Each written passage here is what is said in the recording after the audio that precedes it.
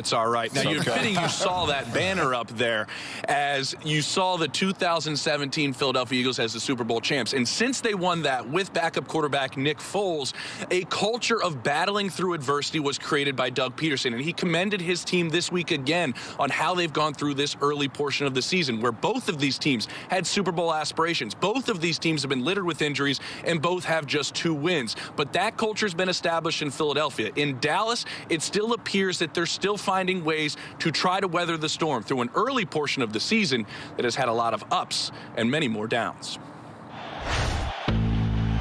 Storylines piling up on these Cowboys. Players are talking anonymously to reporters. They don't know what they're doing, and they're bad at their jobs. Where there is negativity out there, I think it's important to handle things as men. Where would you have a leadership void?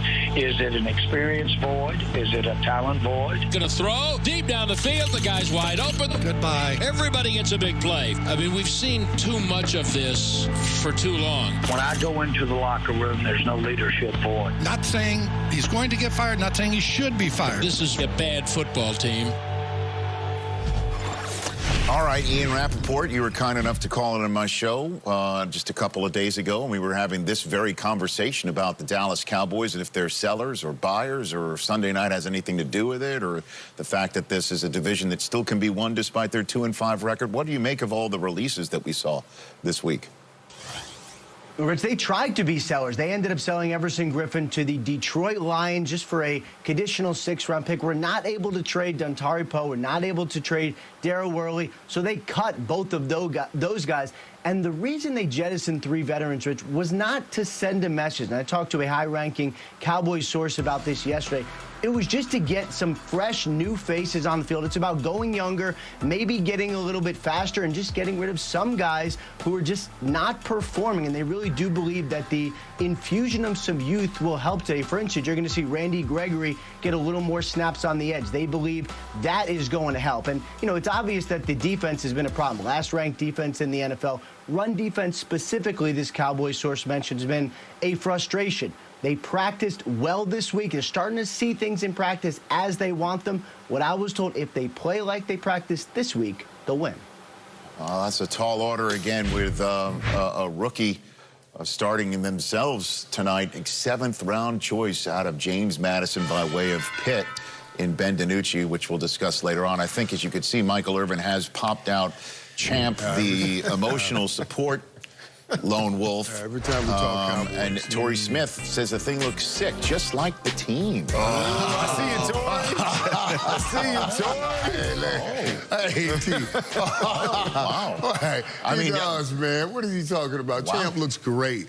He looks much better than the team. Wow.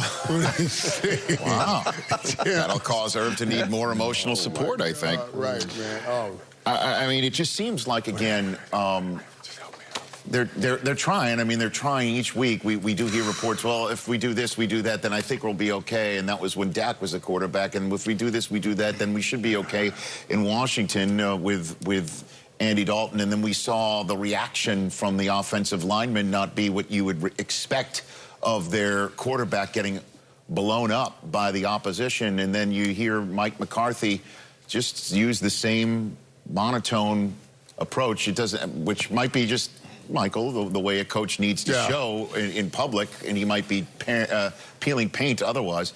But you see the bottom line right here, that the bottom of our screen, the topic bar, is a very dicey question if he's lost the locker room. Do you think that is happening? Certainly, since, again, to set it all up, Jane Slater, our colleague, who I just mistook James Palmer for, has gotten some anonymous quotes from some players in the locker room saying exactly that. Well, and Rich, I don't think Mike McCarthy has lost the locker room. I certainly think that Mike Nolan has some ways to go to convince the guys to get on the side of what they are doing on the defensive side. And it's interesting that you see guys on that defense that they let go. I know for a fact now that other guys have been let go because they were talking inside the locker room about the defense and some of the things that they were doing on defense. But I don't think, honestly, when I look into it, I don't think Mike McCarthy has lost the locker room. Because when I talk to guys, they still think Mike McCarthy is the right guy.